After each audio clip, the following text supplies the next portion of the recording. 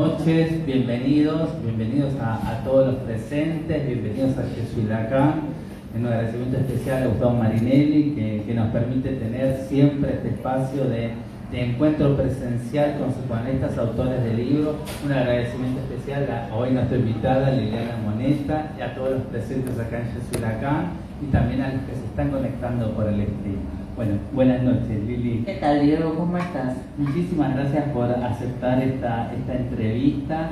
Así que, bueno, para nosotros es un honor que puedas estar acá y que, bueno, podamos conocerte un poco más como psicoanalista, como autora y también tu pensamiento. Yo quiero contarles a todos quién es Liliana Moneta antes que nada.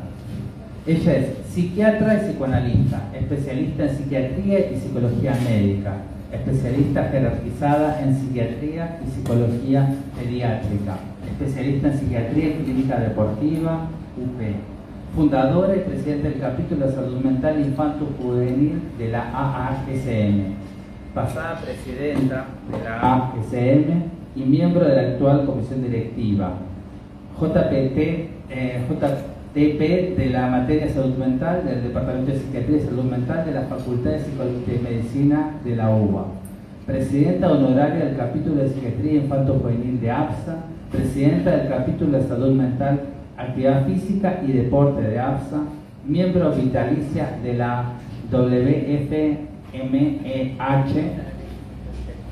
de la Federación Internacional de Salud Mental, y también es invitada a la OMS por la misma federación. Autora y compiladora de Suicidio en el campo de las infancias y adolescencias, una mirada psicoanalítica e interdisciplinaria. Bueno, esta es nuestra invitada de hoy, una invitada realmente de lujo. Bueno, Lili no se hizo desear con la entrevista, pero se nos puso en esta fecha, en este momento, y la verdad que parece, por después preguntas y cosas que vamos a seguir hablando, parece a propósito que hubiera sido en este momento. Vamos a empezar con la entrevista arranca yo, bibliotecario psicoanalítico. Yo siempre voy a arrancar con la lectura y con otras cosas que tienen que ver más con lo personal tuyo primero, antes de llegar a la profesional. Yo lo que te quiero preguntar... Sí, a ver, yo lo que te quiero preguntar es primeramente de tu infancia. ¿Cómo era la diversión o el pasatiempo de Lili? Y si había dentro de ese pasatiempo, de esa diversión, lectura dentro de ese pasatiempo. Bueno, esto queda entre nos, ¿no? O sea, todo como muy íntimo. Totalmente. Hace muchos años de mi infancia y adolescencia hasta el día de hoy han pasado. Primero te agradezco esta invitación y bueno, sé que se hizo desear, pero estaba con muchos compromisos y bueno, cuestiones de salud y bueno, acá estamos, evidentemente. Empezó abril, ¿viste? Abril está lleno de cosas. Mi infancia y la lectura. Yo leía un montón. Yo leía un montón. ¿En serio? Sí. Mira, yo desde chica, yo soy hija de un médico y una docente. Y nieta de una docente también. O sea que entre mi mamá y mi abuela se encargaban de tenerme así. Y mi papá era el que me infundía la cuestión de la cultura general. Porque mi papá tenía una amplísima cultura general. Más allá de que era como muy bueno lo suyo, él era cirujano. Yo te quiero contar el origen de por qué me hice psiquiatra y psicoanalista.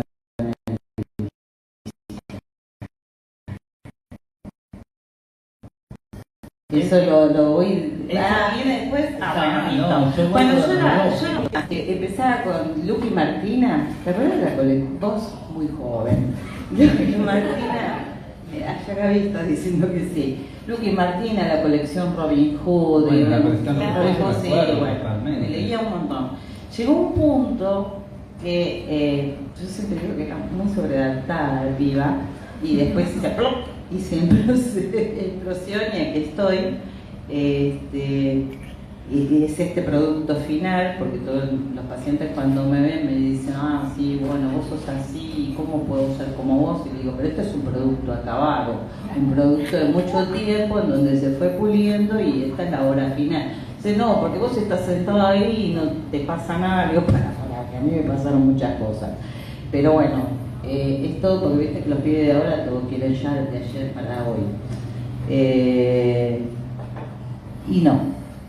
Esto es una trayectoria que viene desde hace tiempo, en donde yo creo que yo nunca traspolo los tiempos, pues no digo que todo tiempo pasado fue mejor, y es muy difícil traspolar una época a otra porque las variables que se entrecruzan para epocales son totalmente diferentes. Entonces los fenómenos no pueden ser leídos descontextualizados de la época. Listo. Como dicen los lacanianos, situado en determinadas coordenadas. Sí, era lectora. Y llegó un punto en que cuando yo voy cursando la secundaria, yo con la secundaria cursé con mis mejores amigas, nos conocemos desde los 7 años, primaria y secundaria. Yo me enfermaba a propósito. Yo empecé a tener una enfermedad de tipo idiopática, o sea, ¿qué significa esto? Hablo en chino. Todas las nochecitas me subía como, tenía piquitos de fiebre, me pasaron por todo. Mi pediatra cuando era chica era Garrahan. Y después, bueno, fueron pasando otros pediatras de allá de zona sur. Yo soy de Avellaneda. Y claro, tenía esa hipertimia y yo me daba cuenta que tenía que ver ya con la finalización quizás de un ciclo determinado. Ya pensaba de esa manera. Yo creo que también me dedico a esto porque mi cabeza asocia todo el tiempo. Entonces, ¿qué hacía? Cada vez que yo me enfermaba, mi mamá me traía un libro. O mi papá me traía un libro. Entonces, ¿qué hacía? Para quedarme leyendo tranquila, ponía el termómetro, perdón, en el té, esto es la primera vez que lo cuento, lo ponía en la bombita de la luz, hasta que el termómetro explotó. Pero yo me podía quedar tranquila en mi casa leyendo. No, y no tendría que ir al colegio. No, me muero. Miren lo que se vienen a enterar todos. Sí, era una mentirosa. Un día, el que era en ese momento mi padrino, que también era médico y era en ese momento mi clínico después, me dijo, déjate de joder, dale a la escuela de una vez por todas porque no tenés nada. Eso de la cabeza. Ya en ese momento me dijo así. Pero sí, hacía esas cosas para poder leer. No, tremendo. Y todo lo que caía, es más, la primera foto... A ver, perdón, cambiamos de micro. Una de las primeras fotos que yo tengo, cuando era chica, yo estoy leyendo una revista en italiano y hay otras fotos que ahí nace, yo creo que nació ahí mi amor hacia lo que es Egipto, ¿no? Porque a mí me encantaba la egiptología, yo no iba a ser médica, después hablamos de eso. Y vos me ves en todas las fotos de cuando era pequeña con un libro en la mano o una revista, aunque sea al revés porque no sabía leer, pero estaba con un libro en la mano. ¿Te acordás alguna historia, algún libro, algo que vos digas, esto de chico? Papadito Piernas Largas. Ay, sí. Ay, lloraba tanto porque aparte era una tía que no tenía padres y vivía en un hogar.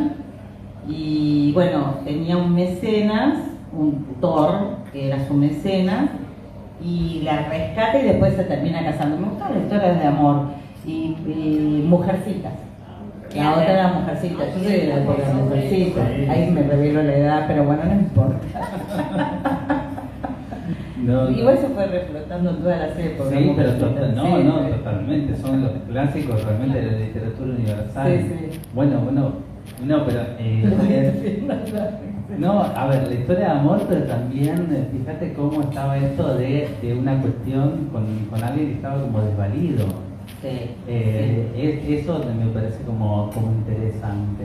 Bueno, ahora sí, contame, a ver, tu papá médico, ¿cómo llegás primero a la psiquiatría, al psicoanálisis? Contame toda esa parte. Yo te dije, era sobreadaptada hasta que exploté. No quería seguir implotando, ahí va el fallido, porque iba a decir imploté.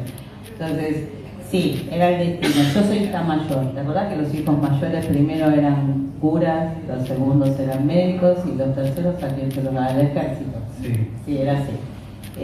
Bueno, yo era la hija mayor y entonces como que vino jugado así. El destino tenía que ser médica. Y mi papá me miraba las manos, yo tengo manos chicas y soy muy, era, porque ahora no. Era muy hábil con las manos, me encantaba hacer manualidades. De hecho, cuando mis hijos eran chiquitos, le hacía todo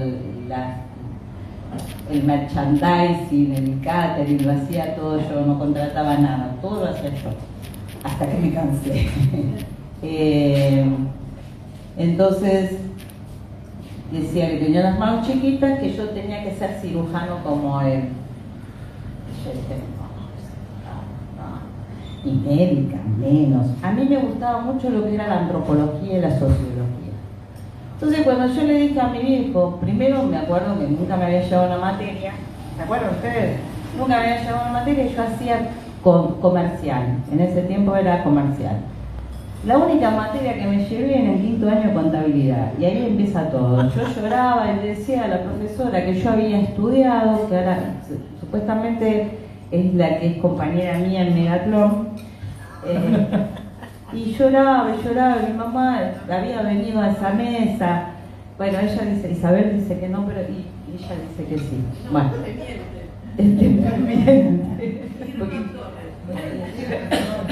pero ella había sido suplente, eso dijo ella.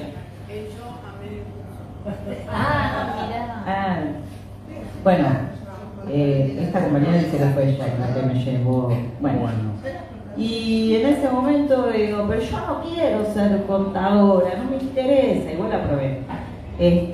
Dice mi mamá, no, ella va a ser médica, va a ser como el padre, va a ser cirujano, no sé, un lío bárbaro.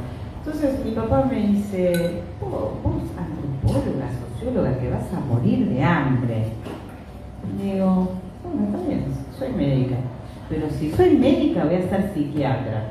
Mi viejo me mira así y me dice, ¿cómo psiquiatra? Pero eso es un desperdicio, ser chamana. Es ejercer la práctica ilegal de la medicina. Y yo me la basta, le dije. Ahí ya era otro yo. Digo, te encargaste todo el tiempo de decirme que una palabra era más importante que un medicamento. Entonces en la contradicción te agarré. O sea, no podía ser cirujana, tenía que ser psiquiatra, psicoterapeuta. Y dije, yo voy a ser psiquiatra y del Borda. Me mira así, cosa que después mi hijo termina en Tobar García, fíjate vos. Siendo la mano derecha de Yunes, sí. Hacía todo lo que era licitaciones y después él trabaja empieza a trabajar con Yunes. Cuando ya estaba jubilado y era como que necesitaba seguir laborando. Pero como que viene todo, viste, predestinado como para que yo llegue a ser lo que soy, y psiquiatra infantojuvenil no es casual que sea. Bueno, esa era la siguiente pregunta. ¿Cómo llegás a infanto juvenil?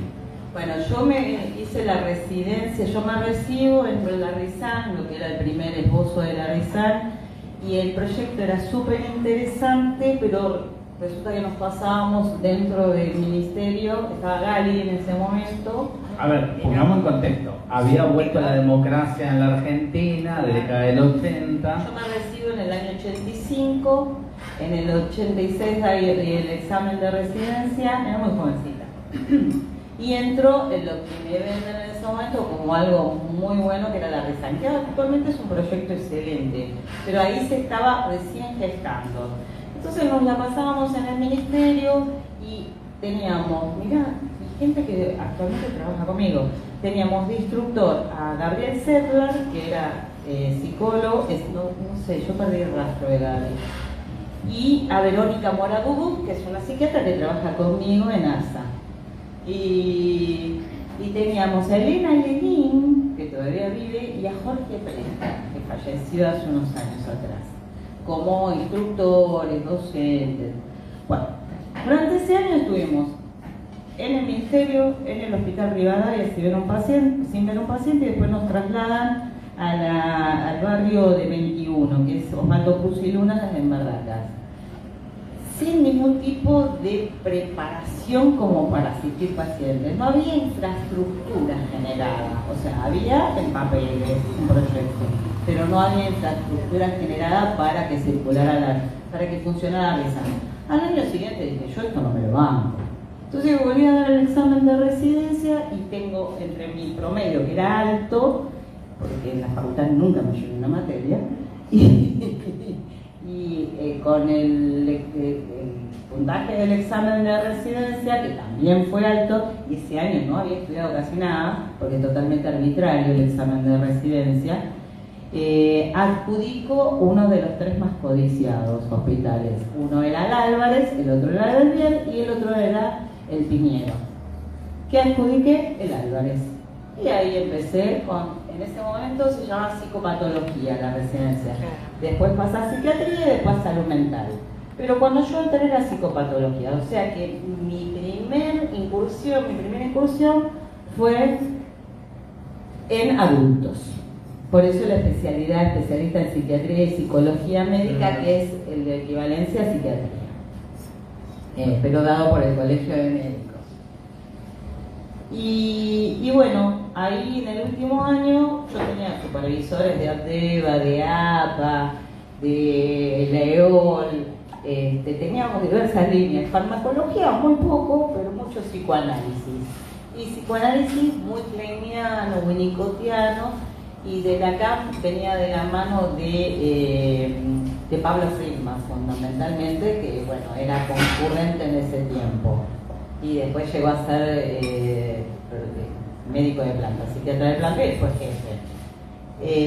Y en el último año uno tenía una rotación. Y yo digo, bueno, yo me voy a rotar al Gutiérrez. Y no fui a rotar al Gutiérrez. Y no fui a rotar. Roté. Los que no conocen el hospital especializado en niños. Hay mucha gente del interior y del exterior que nos ve. Por eso hay que poner cosas en contexto. Que quizás hay mucha gente de México, de Chile, que no sabe. Bueno, el Ricardo Gutiérrez es un hospital especialista pediátrico, general pediátrico. Bueno, y me quedé como, no, terminó la residencia en el Álvarez, que era mi hospital de cabecera, y no podía hacer otra residencia. Entonces me quedé con un nombramiento que ya no existe, que era becaria honoraria.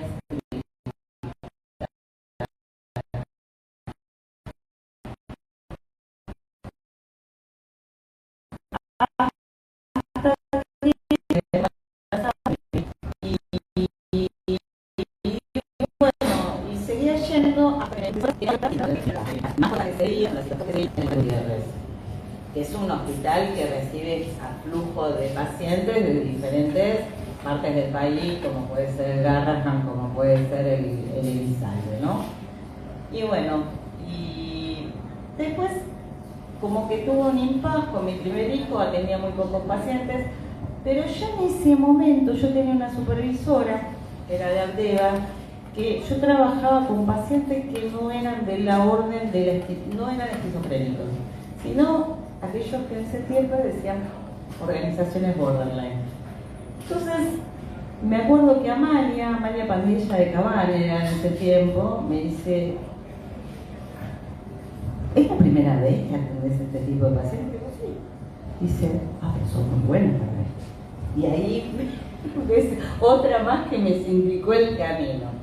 Sí, porque además porque eran como los primeros pacientes como border o fronterizos. En ese momento se llamaba fronterizos, limítrofes fronterizos, claro. En esa época, border, claro. La denominación posterior, pero también no era como es hoy quizás la cantidad de pacientes, sino que eran muy pocos. Era muy poco, pero bueno, no sé, lo pegaba todo yo.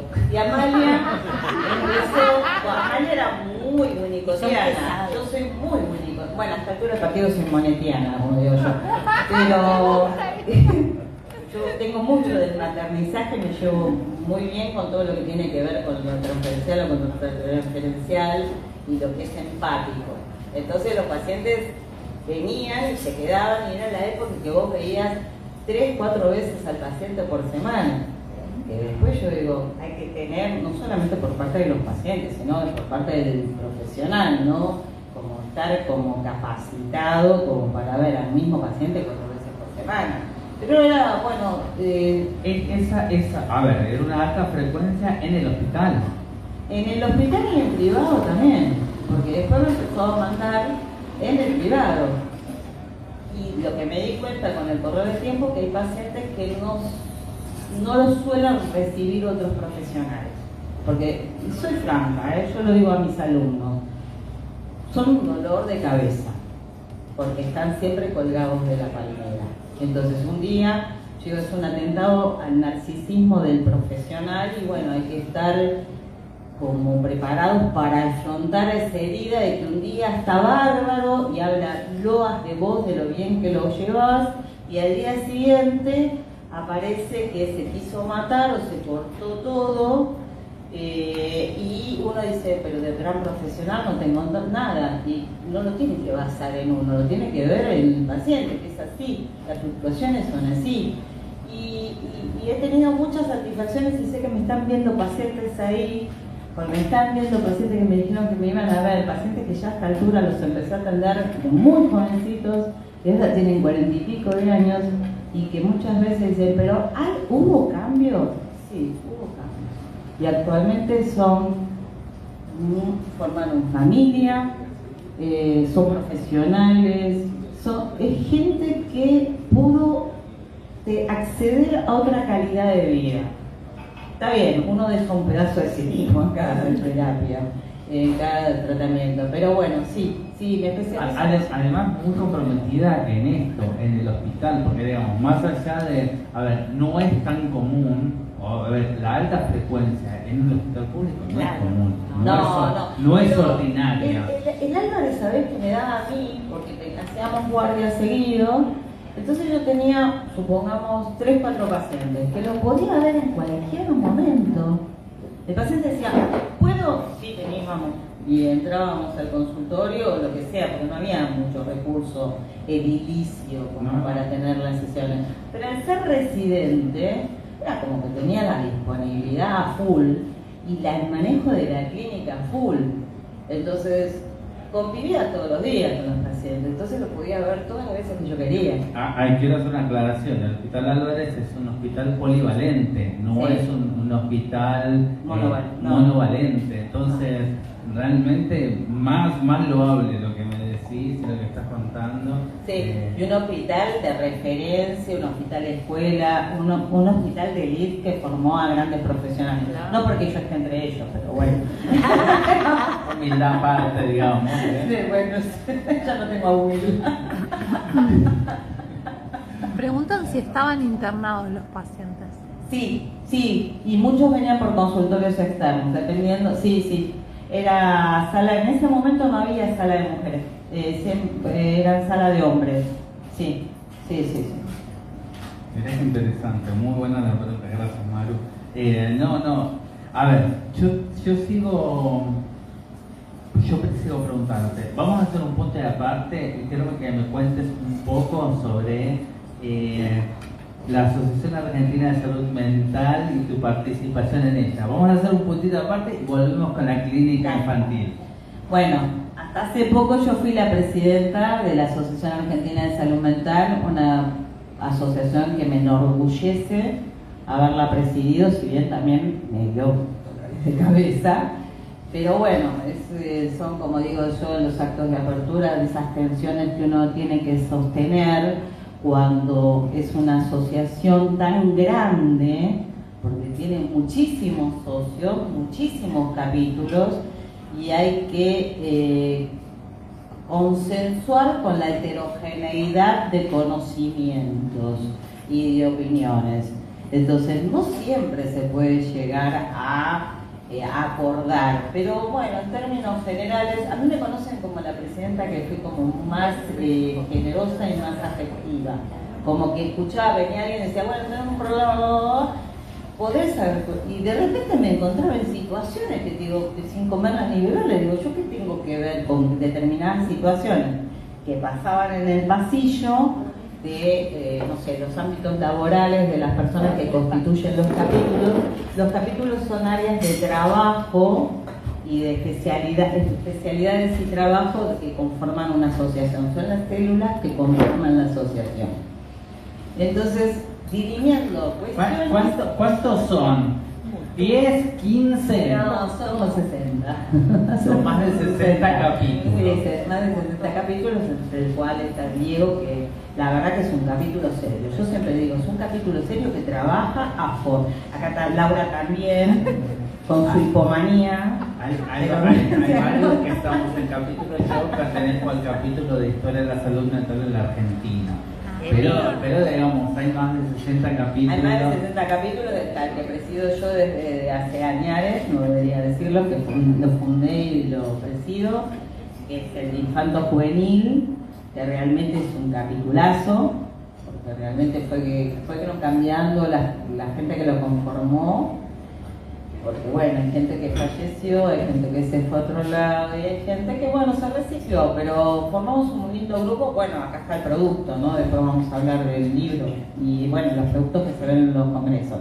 Pero yo siempre digo que el capítulo de Diego y de Pablo, o para mí Diego y Pablo y Diego, es un capítulo que hace una producción muy seria, no porque lo haya ido a escuchar, es una deuda, pero porque como jurado de pósters de APSA, yo veo los pósters que hacen, son un lujo, porque realmente entre los documentos que tienen, las fotos que hacen, estoy haciendo propaganda, no porque si no, es precioso, no lo puedo decir, pero bueno, sí. Y hay capítulos como el de Laura, que es el de bienestar psicofísico, que es el equivalente a salud mental, actividad física y deporte de APSA, que también labura un montón. Después, el otro capítulo que también labura un montón es otra persona que también estaba en APSA y ahora está como profundizando mucho en la SM, que es el de sexología, que es Gaby Artaza. También son personas que yo las conozco hace añares y añares y trabajan muy bien. Hay una variedad muy grande y una apertura muy grande en los capítulos. Sí. Y la verdad que la cantidad de gente que está es algo que es llamativo como institución. Sí. Bueno, a los que no saben y quizás no conocen el Congreso Anual de la asociación se hace en un hotel céntrico en Buenos Aires, frente al obelisco, con más de 5.000 inscriptos del interior, del exterior, y es realmente una fiesta. Sí, es una fiesta y esto que digo yo, son 18 mesas simultáneas. Todo el tiempo, y convocantes y la sala llena. Y hay como para elegir de lo que uno quiera, porque hay de todo, y hay invitados especiales, y hay actividades especiales. La verdad que el último congreso, el del año pasado, en septiembre del año pasado, convocó 6.000 personas, es una barbaridad. Y por eso siempre nos queda corto el Panamericano, y entonces tenemos que alquilar otros hoteles como para tener más salas. Este año no sé cómo vamos a hacer, no sé cómo viene la mano, pero sí sé cómo viene la mano, pero bueno, por lo pronto vamos a alquilar más salones del Panamericano para tratar de aunar todo en un mismo hotel y no estar yendo y viniendo, porque también en ese yendo y viniendo a veces se pierde gente, como porque se quiere quedar en el Panamericano porque está más cómodo, pero bueno, vamos a tratar de que el Panamericano es carísimo.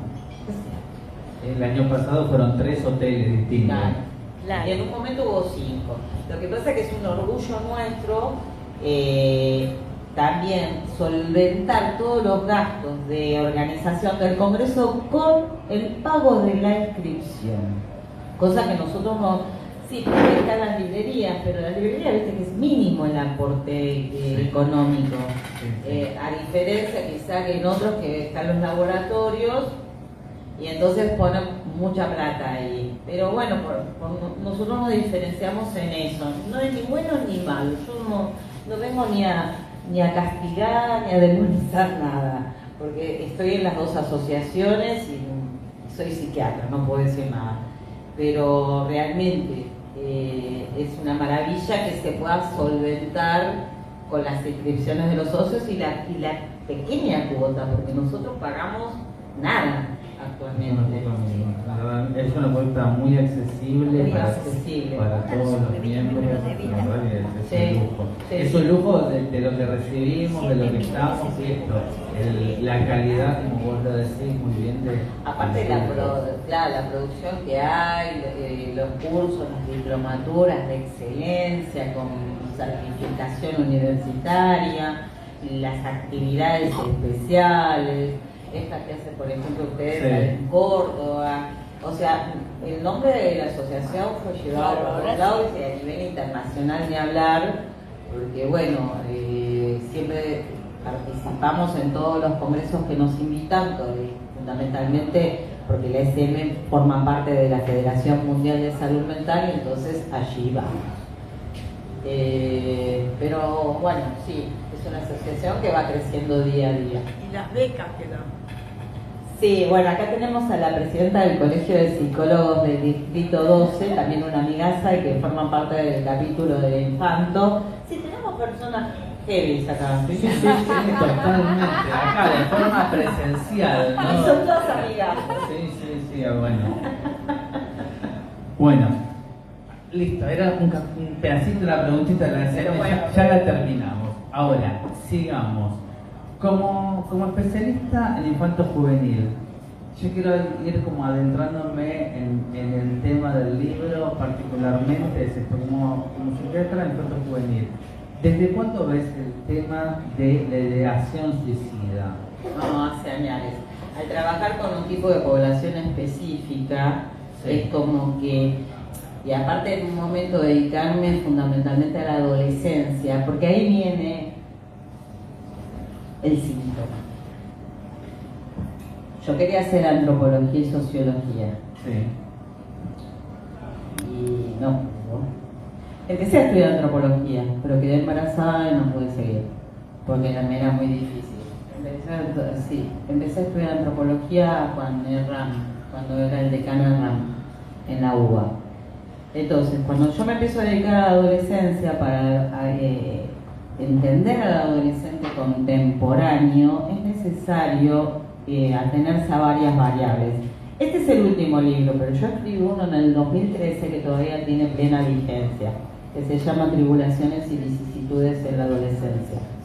Entonces, para entender al adolescente es necesario contextualizarlo. Para contextualizarlo hay que entender de antropología, también hay que entender de sociología. Entonces yo creo que cuando me dediqué a adolescencia lo hice por esa cuestión de transacción sintomática, en donde ahí pude aplicar lo que no había podido estudiar.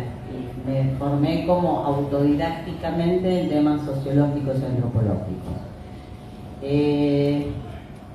Sin embargo, al día de hoy veo niños y adolescentes. Entonces, ver una población específica, adolescencia, retomo tu pregunta.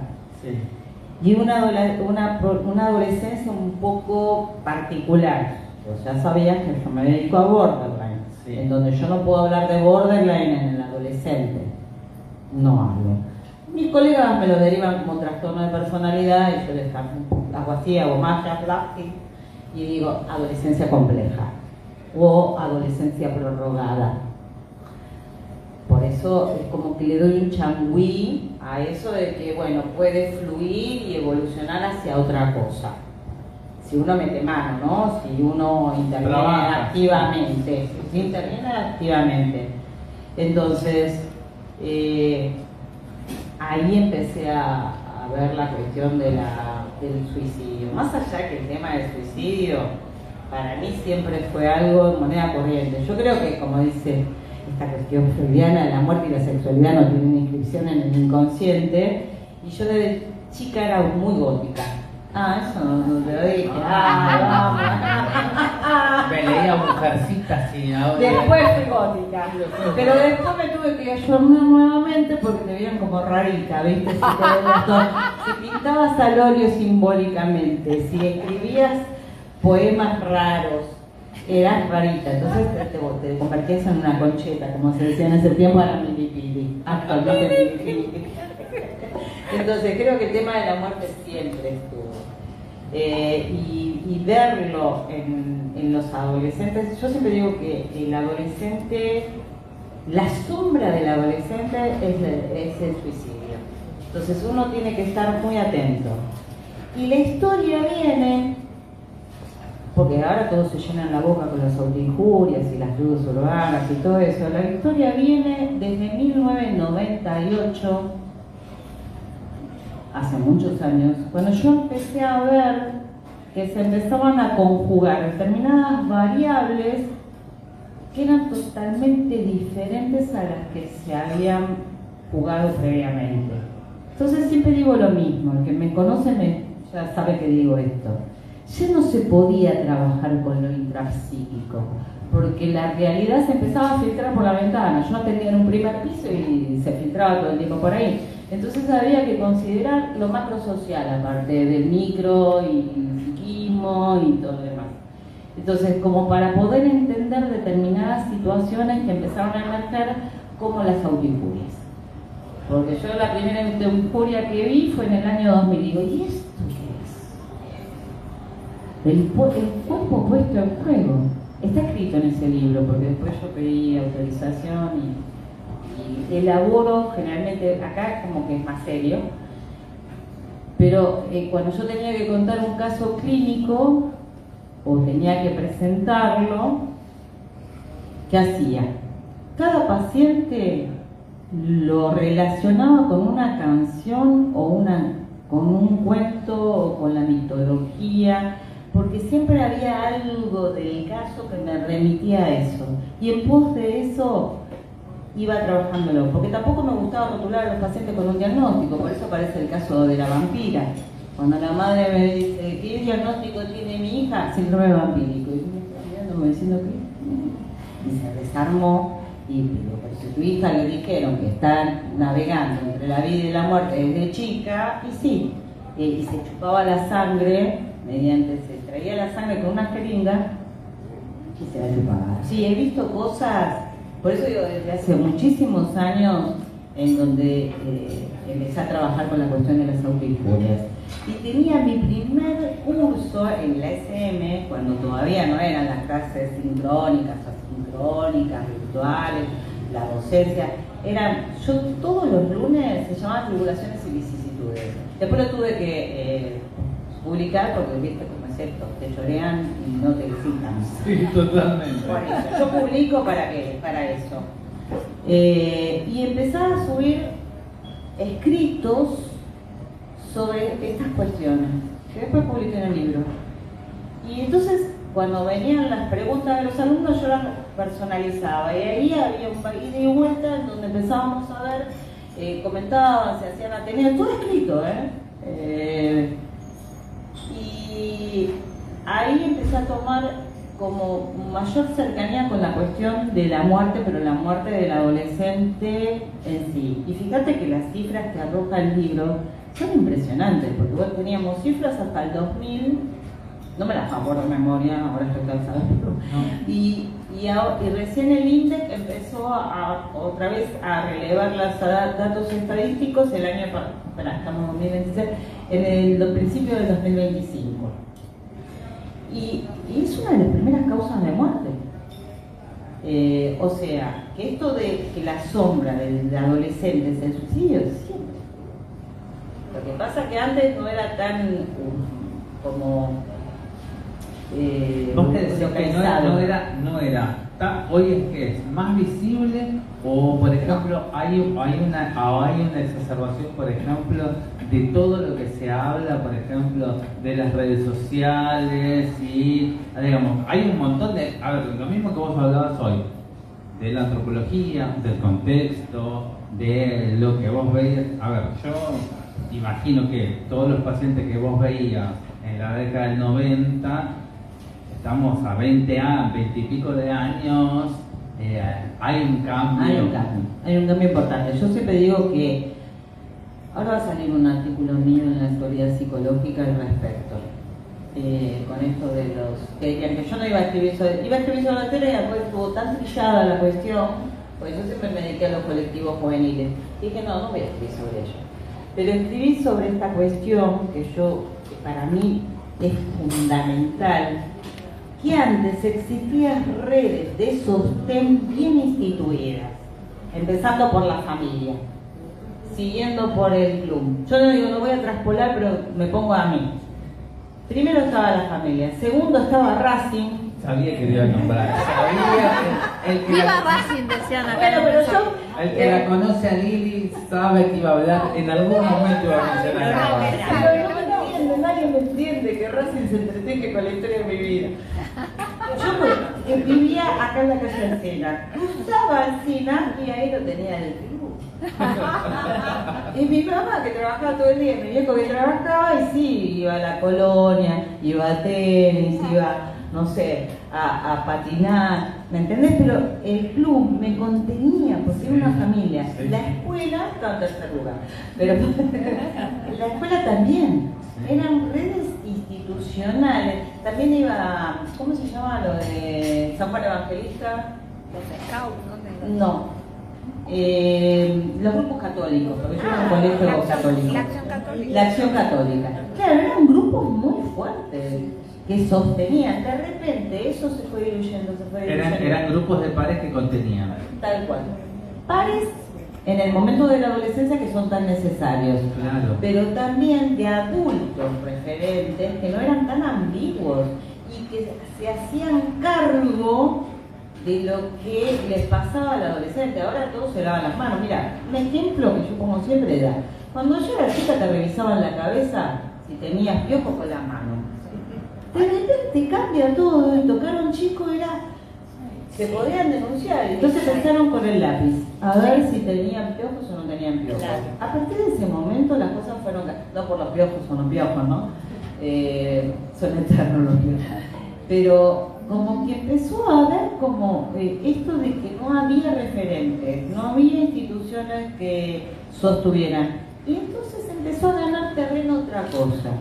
Empezó a ganar terreno los referentes ambiguos, empezaron a ganar las redes sociales, se convirtieron. ¿Te acuerdas cuando se armaban esos líos a la salida del abasto de las tribus urbanas? Sí, bueno, sí, entre sí, los sí. flores y los otros, Sí, ahí sí, empezaba bueno. esta cuestión de las redes sociales con mayor intensidad, en donde de repente era el encuentro con el otro, pero el otro especular, imaginario, en tanto y cuanto yo lo podía bloquear, entonces no existe más, se murió, se fue de mi vida, y se encontraban ahí cara a cara, y se encontraban y se veían que eran diferentes, que no era lo que yo imaginaba que era el otro, y eso ya de por sí generaba toda una confusión que no era sostenida por nadie, sino era sostenida por esas redes que bueno, que ahora se profundizaron y te muestran lo que ellos quieren que vos veas, porque vieron que yo busqué. A ver, en ese encuentro, que eran diferentes, ¿qué pasaba? ¿Qué decir? ¿Qué sentí que pasaba? ¿Había violencia? Había violencia, había mucha violencia. Era la violencia por la irrupción del semejante. Eso es lo que te quería preguntar. En tanto y cuanto yo estuviese mediatizada por el Fotolog, porque yo trabajé también, tengo un artículo que se dice el Fotolog como herramienta terapéutica frente a la subjetividad en riesgo. Yo trabajaba con pacientes graves que se disociaban en la sesión, trabajaba mucho con el Fotolog porque encontraba cosas en el Fotolog que me llevaban a pensar, ay, se está por suicidar. Y así llamó a la casa y dos a punto, salve. Sí, esas cosas locas que uno hace a veces.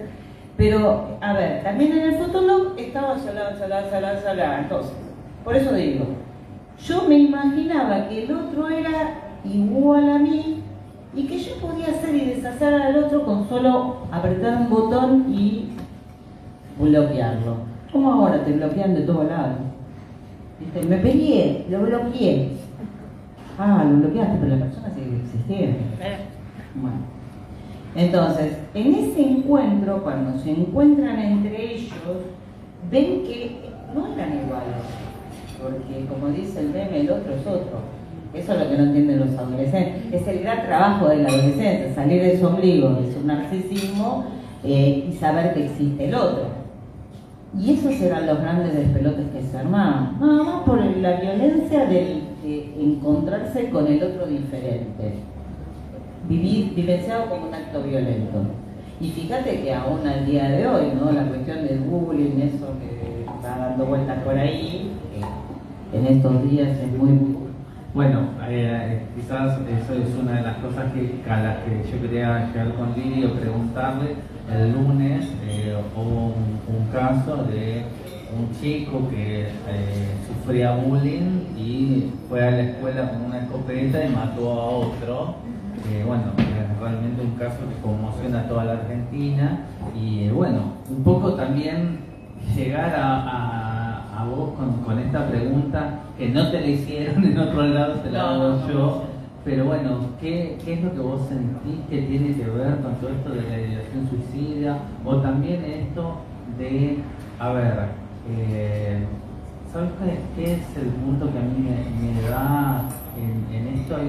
Siempre me acuerdo el título del libro de Dolto que se llama ¿Niños agresivos o niños agredidos? Sí. Bueno, generalmente detrás de todo chico agresivo hubo primeramente una agresión. Yo creo que los niños están viviendo, lo veo cotidianamente en el consultorio, desde la negligencia del dejarlo y no satisfacer las necesidades básicas. No estoy hablando de alimentarias, el amor también es una necesidad básica y padres que pueden dar hasta comprarle un departamento al pibe porque tienen 17 años, pero no detenerse a pensar por qué el hijo se lastimó como se lastimó y decir ya es grande y se puede hacer su vida. Eso es negligencia, es violencia. Desde hacerlo participar, por ejemplo, me viene a la cabeza un montón de viñetas tratando de discriminar. Cuando una nena venía y me decía, no sé, y mamá está llorando en la habitación por el chongo de turno. Dice, otra vez, eso es violencia. O venir una mamá venir una nena y decirme, mi mamá me sacó la bombacha del cajón y se la puso. Porque una cosa es ponerse una remera y otra cosa es ponerse la ropa interior de la hija. O coquetear con la pareja, el hijo de la hija. Esas cosas que, sin querer queriendo, causan determinadas situaciones de mucha violencia. Yo lo que veo es como que los padres no se hacen cargo de la crianza de sus hijos. Entonces, te lo traen a vos, con moño incluido, te pagan lo que sea, pero arreglate. Y cuando vos no querés hacer participar, arreglalo y arreglate. Arreglate y arreglalo. Y cuando vos no querés hacer participar, no encontrás eco. Yo muchas veces me encuentro muy sola con este tipo de pacientes, porque aparte no los quieren mucha gente. O vienen después de haber pasado de profesional a profesional, en donde de repente le dicen, mirá, te voy a derivar porque me voy a la China. No sé, cosas así. Yo sé que no se va a ir a la China, algo que no pudo manejar más. O encontrarnos con situaciones de mucho abuso, pero abuso sexual que no había sido descubierto y de repente en la primera entrevista decir, wow, acá hay algo más. O sea, ¿hay un aumento? Sí. ¿Se visibiliza más? También, pero hay un aumento. Yo creo que lo que digo ahí en el libro, en el artículo que digo, en un momento como que la pandemia profundizó mucho esta cuestión también. No la pandemia, la pandemia no tuvo la culpa, sino el aislamiento en determinadas etapas de la vida, el aislamiento de los pares, el aislamiento de los otros chicos. Esto es importante, escuchar cosas como, ¿y si hice un campamento? ¿Cómo un campamento? Sí, un campamento virtual, dejábamos la cámara encendida, cocinábamos cada uno en su habitación y a la noche contábamos cuentos de fantasmas. Tratar de reemplazar eso que es en el contacto, como digo yo, porque el vínculo no se hace nada más de psiquismo a psiquismo, sino también con el olor, con el contacto, con la palabra del otro, con el, no sé, acompañarlo a algún lugar, faltó. Entonces, yo lo que veía que el proyecto que quizás muchos tenían de sentido se iba difuminando cada vez más. Y eso es lo que vimos a posteriori, que se presentaron todas las tentativas de suicidio, la sintomatología panicosa, las autoinjurias. Recibieron muchos chicos con ideación obsesiva compulsiva que tenían ideación homicida. Pero asustarse porque querían matar al padre, a la madre, que es totalmente comprensible después de haber estado encerrados durante casi un año.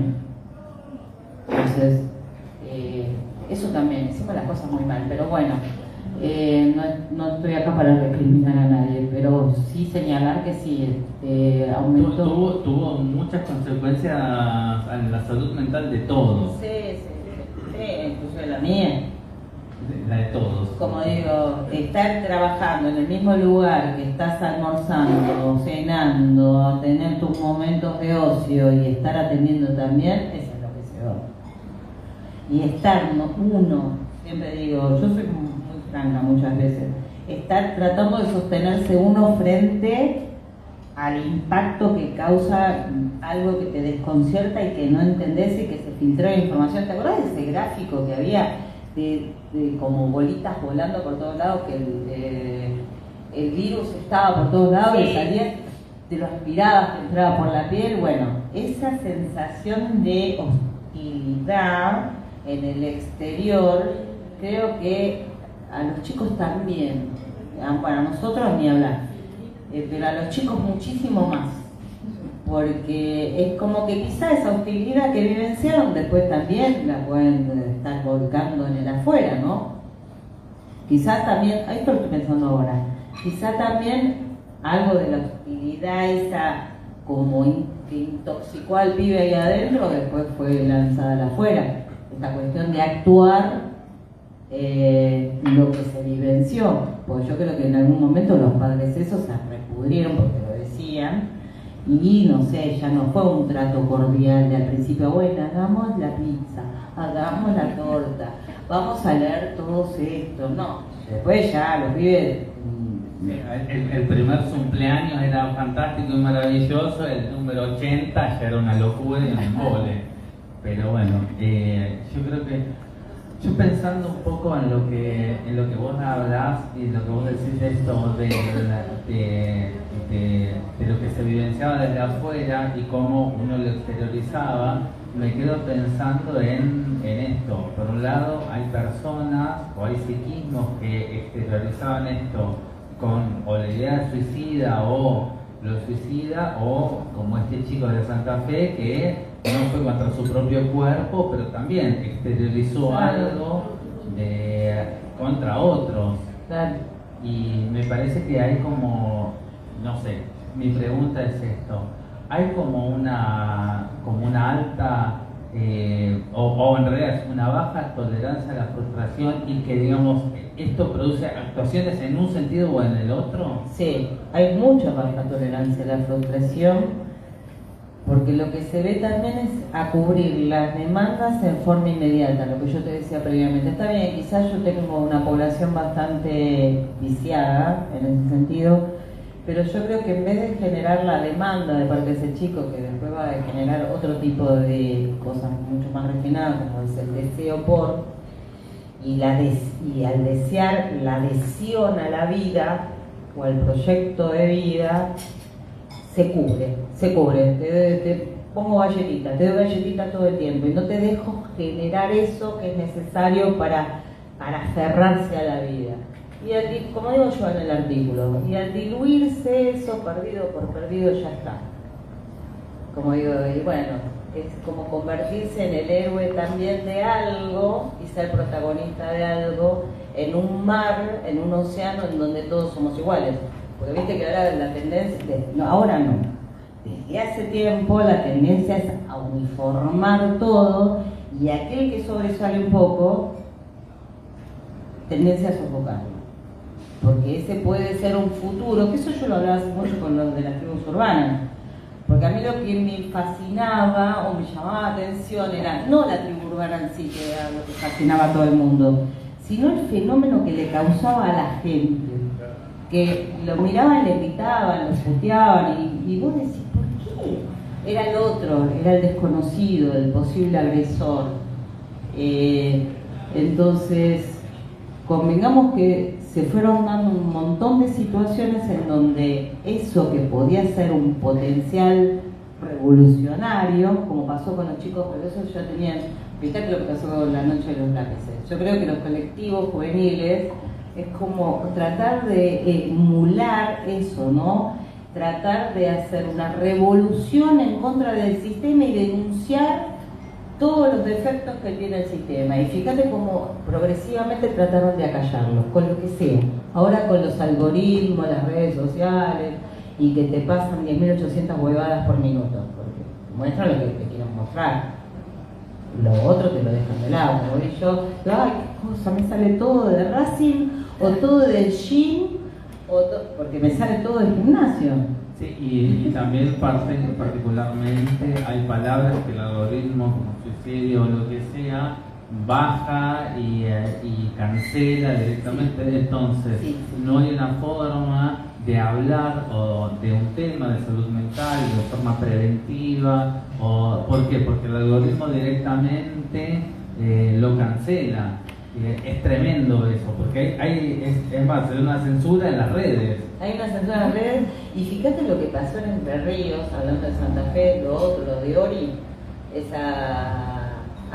No sé eso. lanzaron un programa que la SM sacó un comunicado en donde todo lo que tiene que ver con situaciones cruciales, vitales, críticas en los adolescentes, se trabaje a través de una inteligencia artificial que se llama Ori. Si a veces pasa, esto es peligrosísimo, porque a veces me pasa esto del llame ya, la demanda instantánea, que yo no me encuentro disponible para una demanda de algún paciente, y ¿sabes qué hacen? Van al ChatGPT y dicen, decime, hoy tuve un problema con mis compañeros del colegio, ¿qué puedo hacer? ¿Por qué fue? ¿Por qué puedo hacer? Y yo le digo, pero vos te fallas, te fallas. ¿Por qué no me.? No, yo no te quería molestar. Aparte, yo te llamo y vos me contestás después. Y sí, te contesto después porque no estoy disponible a las 24 horas. Dice, no, pero el ChatGPT a mí me contestó posta. ¿Posta? Te contesta lo que vos querés escuchar. Primero está programado de una forma en ese sentido. Yo voy a contar algo que a mí me ha pasado varias veces con el chat, probándolo en cuanto a referencias bibliográficas o lo que sea, y inventa referencias. Inventa referencias, cruza datos, inventa, y me ha pasado en la biblioteca que gente me venga a pedir un artículo con un nombre, un autor y una referencia bibliográfica que está completamente inventada y que está mal, y que es de otro autor y es otro tema, y no me pasó una vez, pasó muchas veces ya. Entonces, la verdad que, a ver, Google es una cosa, la inteligencia artificial, que trata de generar y dar una respuesta a alguien que busca algo, puede ser de cualquier cosa, y algo que no es real. Sí. Eso me parece peligroso. Sí, es peligroso, y es peligroso que también había habido un proyecto de una periodista, ¿te acordás en un momento de que, bueno, reemplazar a los profesionales de la salud mental? Con una app, sí, me acuerdo. Yo digo, es peligrosísimo porque aparte no contemplan esto que nosotros como psicoanalistas sabemos, la singularidad del paciente, del caso por caso. No podés darte, cuando te vienen los pacientes y dicen, ¿me podés dar un tip? Y yo lo miro y digo, pero yo tip no doy. Si querés te paso el libro de cocina. No, a los chicos no le digo así porque no entienden. Pero bueno, pero ¿me podés decir qué hago? Pero es peligroso porque te dicen lo que tenés que hacer. Pero sí, es cierto, lo del suicidio lo cancelan.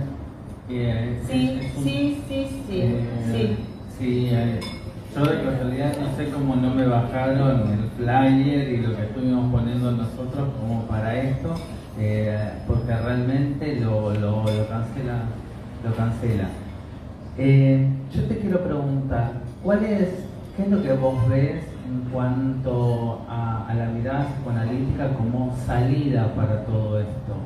¿Qué es lo que vos... Ay, sí te pido un tip. No, mentira. No, yo creo que lo que se está haciendo en muchos lados, pero no llega a buen puerto, ¿sabes por qué? Porque está como muy desmembrado. Creo que hay varios grupos que intentan hacer talleres Sí. para hablar con los docentes. Lo que pasa es que es difícil lo de la psicoeducación muchas veces, porque es controvertido, pero bueno. Talleres en donde fundamentalmente apunten no a la psicoeducación porque no les va a servir, por esto que te digo de la singularidad, no todo es igual, pero al menos que alerten, porque hay gente que no sabe o no conoce que hay, yo siempre digo, y me lo discuten, pero yo lo voy a seguir aseverando, que hay indicadores predictivos de que alguien se puede llegar a suicidar. ¿Esto qué sería importante? ¿Que quiénes lo superan? ¿Maestros, padres? Todos, desde lo profesional, como también hay indicadores de abuso. Para mí es típico. Hay indicadores de abuso, hay indicadores de suicidio, hay indicadores, esto es mío personal, indicadores predictivos de que puede haber un trastorno de personalidad a futuro, muy a futuro. Que ese pibe va a debutar no como un trastorno, pero va a haber serios despelotes cuando llegue a la adolescencia. Hay cosas que son muy puntuales que yo siempre las pregunto cuando historizo al paciente. Yo hago una exégesis rigurosa, una anamnesis rigurosa, porque hay cosas que vos decís, hay que tener en cuenta esto.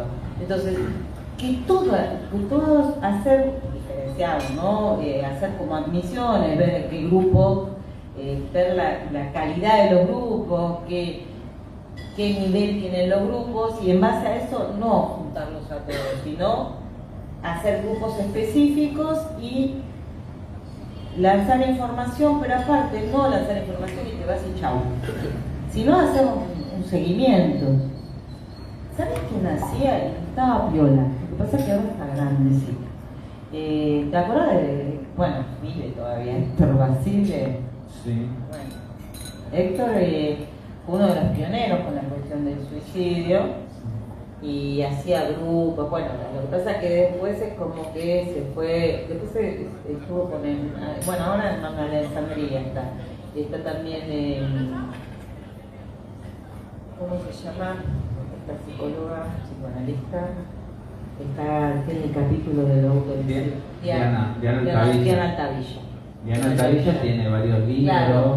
Claro, pero tendría que aunar, no ir por un lado, porque a veces me parece como que es una competencia de Sí, egos. yo lo que vi con Diana y lo he hablado con ella, que ella también hablaba de que cuando ella ha sido adolescente, que ha pasado en pueblos del interior, que hay un fenómeno como de contagio. Entonces que se empiezan a contagiar y que ella habla de que los chicos no, digamos, lo ven como una vía posible de resolución. No tienen como la gestión de la resolución de problemas que, digamos, para algún problema económico. Sí, no cuentan con los recursos y prende, claro, como yo hago los juegos que desafían a la muerte. Y prende, no sé, el juego del Jockey, el juego del Momo, depende del juego de la ballena azul, siempre me llamaban por eso el artículo ahí, el capítulo del libro. Pero sí, es una vía de resolución del conflicto. Y yo lo que te pregunto, bueno, esto de este chico de Santa Fe lo pienso como lo mismo, me da toda la sensación. Pero lo que yo te pregunto, ¿qué sentís vos que se debería hacer, por ejemplo, una política de Estado? Más allá de la ley, más allá de la ley que nosotros tenemos la ley. Sí. ¿Qué digamos? Digamos, trabajar en las escuelas. Trabajar en las escuelas y que haya recursos como para. Lo que pasa es que no se están implementando los recursos. Como digo siempre, hay mucha gente, material valioso en cuanto a cerebros. Hay mucho material valioso en cuanto a actores, pero no hay plata. Tampoco hay interés político. No, tampoco, no les importa. Mira, yo en un momento pensé, ay, siempre me salen a mucha gente. Yo pensé. Y queda grabado en Instagram y YouTube también, Bueno, en no todos importa, lados. no importa, ya está el nuevo partido. Digo, a veces parece como un plan maquiavélico. Yo lo pensaba en un tiempo, aplastar a las generaciones que pueden ser aquellas que hagan una movida, que nos saquen de esta situación, aplastarlas normatizándolas, bajando las cabezas a la ludopatía, a estos juegos que desafían a la muerte. Como, por eso digo, es un plan maquiavélico como para que no haya ningún tipo de cambio. Y seguir empoderados aquellos que desde siempre estuvieron empoderados. Yo siempre pensaba en el 2000, ¿no? Digo, a través de la generación de lo que viene en el 2000, 1990 y pico, 2000, que ahí fue cuando empezaron a cambiar mucho las cosas. A través de ustedes va a venir el cambio, pensaba, de las grandes utopías. Hay un capítulo del libro de ese, figuraciones, que yo escribía las utopías de los adolescentes. Trabajaban todos para ese libro. Y de repente esas utopías que podían haber trascendido y tener una situación diferente fueron sofocadas, de alguna manera u otra. Sofocadas y aburguesadas, porque empezaron a pensar en hacer cómo la mejor manera de hacer plata, lamentablemente. Entonces sí, debería haber políticas de Estado, pero bueno, como decís vos, hay cosas que les surgen más que esto. Claro. Qué tema. Es difícil. Todo lo que tiene en competa del campo infanto-juvenil, yo creo que hay muchísimo por hacer, que es la deuda pendiente que tenemos todos como adultos responsables, porque a nosotros nos compete lo que le pasa a los pibes, a los niños, a los adolescentes, a nosotros como adultos. Y entonces hicimos la mirada del costado, decimos que no, y en la soledad no se puede. Y por más que hagamos esfuerzos titánicos, porque yo por eso te digo, hubo varias movidas, pero es como que en un punto se convierte en una competencia de egos, y eso también, ojo, Sí. Sí. Que ha pasado muchísimas veces en distintos lugares, en distintas instituciones, donde las competencias de ego terminan sofocando buenas ideas o situaciones así. Sí. Bueno, es un tema que, bueno, como me encanta lo que vos decís, Lili, que es un trabajo de nosotros los adultos. A ver, yo pienso en mi lugar como bibliotecario. Me parece que mi lugar hoy tiene que ver con poder hablar de este tema, poder hacer este vivo, poder hacer este video, y que haya en algún punto un nivel de concientización, y bueno, cada uno desde su lugar poder así compartir tu libro, compartir el libro de Danta Villa, compartir información sobre el capítulo, sobre suicidio y autolesiones, y hablar del tema. Claro, sí, hablar del tema todo el tiempo.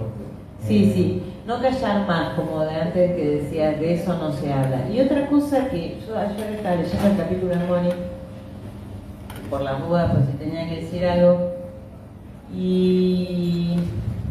¿Por qué el de Mónica? Porque es el único de infancia. Y el de Silvia también. El de Silvia también. Porque ellas son específicas. Bueno, y Tere también, pero Tere no estuvo en este libro. Ellas dos hablan fundamentalmente de infancia, pero como dice, yo acuerdo mucho, siempre digo que como dijiste vos ahí en un párrafo, y Freud también lo nombró, todo suicidio es un homicidio. Entonces, se ve, y no sabe, yo creo que uno tiene que trabajar las consecuencias, a ver, pero no en el afuera. Otra viñeta clínica, alguien... Me traen a un nene que en ese momento tenía 14 años, y cuando me traen sabía que debió tirar del techo para matarse. En realidad no se quería matar. Es lo que quería, después fuimos trabajándolo. La madre tenía un papá que tenía un diagnóstico de bipolaridad y una madre que estaba como más absorta por su hijo menor y por este padre que, bueno, la tenía mal traer. Entonces un día el padre se le raja un tiro en la boca delante del pibe, de la madre y del hijo menor. El hijo nunca se lo perdonó, el que me trajeron como paciente. se intentó tirar del techo, pero no como un suicidio, sino porque quería hacerle doler a la madre con lo que a ella más le iba a doler. Pero el pibe no tenía la idea de que si se tiraba del techo se iba a matar. Entonces, muchas veces esto de que el suicidio es un homicidio es esta cuestión tan trillada ya, a esta altura soy fundamentalmente de origen kleiniano, que son todos los introyectos que traemos de las imagos que odiamos, ¿no? Entonces, yo diría, trabajar fundamentalmente eso y después trabajar esto de la consecuencia. Sí, vos podés dañar a tu mamá, pero vos después no contás más el cuento, porque eso no lo entienden, no llegan a entender que eso que están haciendo trae una consecuencia, porque este pibe a lo mejor mató por esta agresividad centrífuga, porque hay una agresividad centrípeta, los cortes y una centrífuga, quizá por un aumento de tensión, porque lo venían hostigando. Claro, sí, a ver, aparecen los videos que lo hostigaban, y bueno, imaginemos si vimos un video como... Y no se cuenta con los mismos recursos, porque mira, yo te voy a contar una cosa íntima también y no importa, ya factura que salga de otra gente. Cuando yo era chica me bulleaban todo el tiempo. ¿Por qué? Porque era gorda. Entonces llegué hasta escuchar que me decían, gorda moneta, sos bárbara o sos muy buena, lástima que seas gorda. Y eso a un chico le genera una marca que lleva hasta, no sé, yo tenía... Cuando fuimos a la parrilla esa que yo les dije, no importa, una de las encuentros de exalumnas, bueno, me acuerdo que cuando yo presenté el libro, 2013, éramos un montón, y entonces yo agarré a las 3 que me bulleaban siempre y le dije, ¿qué diferencia hay entre lo de... Porque quiero mostrar la diferencia que hay entre lo de ahora y lo de mi tiempo, en esto de la contención y la proyección hacia determinado lugar. En ese momento yo dije, yo voy a volver, pero voy a volver a otro lugar, y soy la única médica del grupo. Hay otras profesionales, pero soy la única médica del grupo.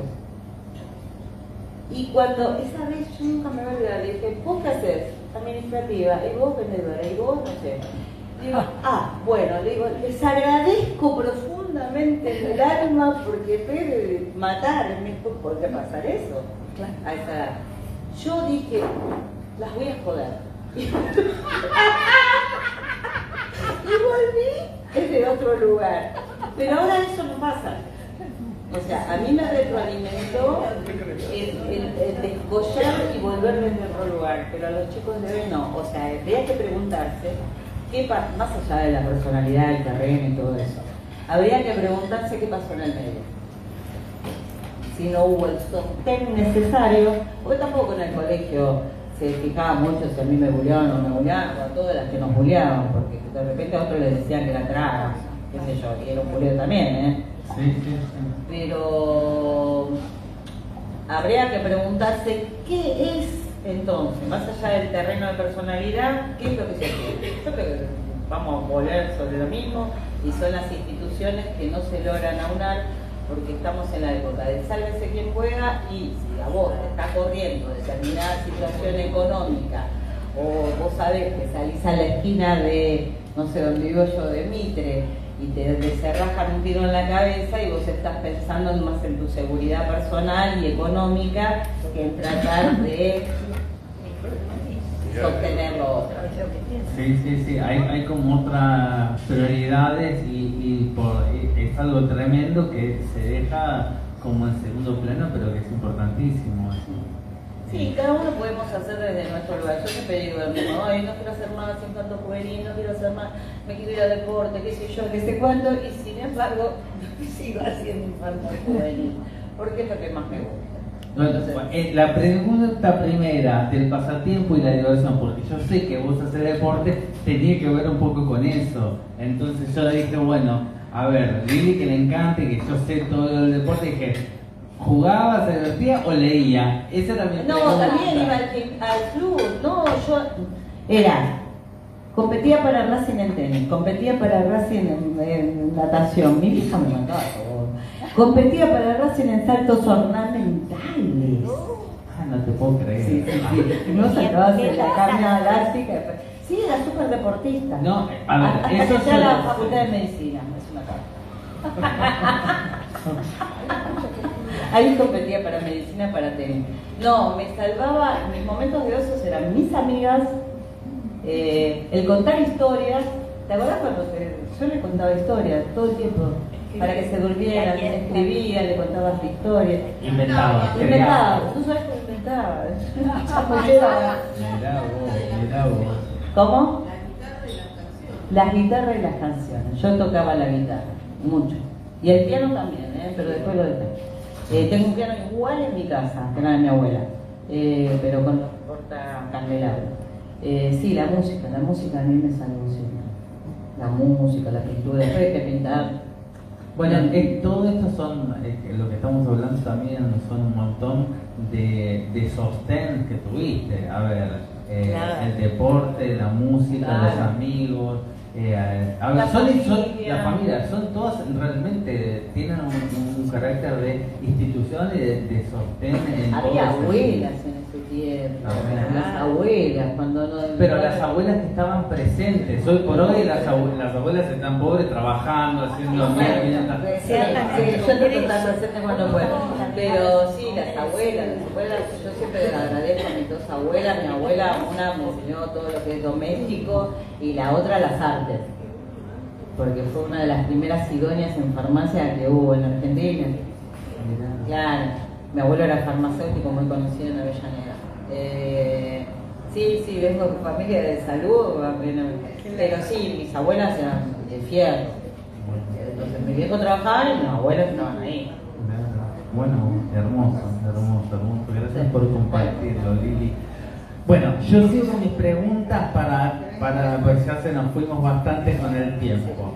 Si no fueras psicoanalista, ¿qué otra profesión te gustaría ejercer? Antropóloga no se vale. Egiptóloga y deportista.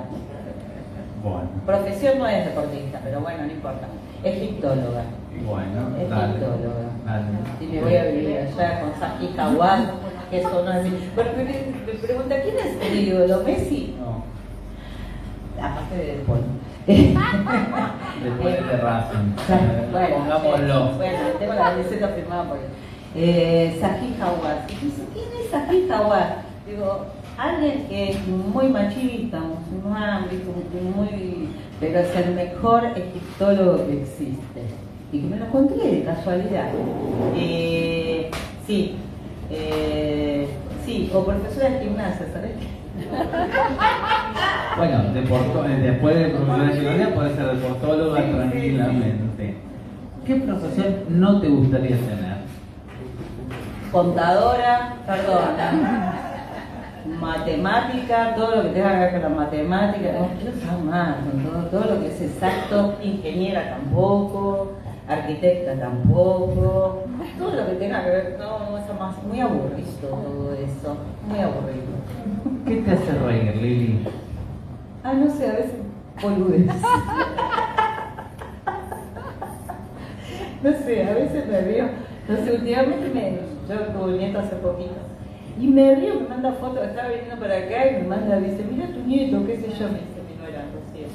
Y yo me empiezo a cagar de risa, de mi nieto, o cuando lo veo que hace caras, y me río un montón con eso. O no sé, o programas que son muy tontos, eso me hace reír, porque lo otro es mucho, ¿verdad? Pero sí, eso. No. O por ejemplo,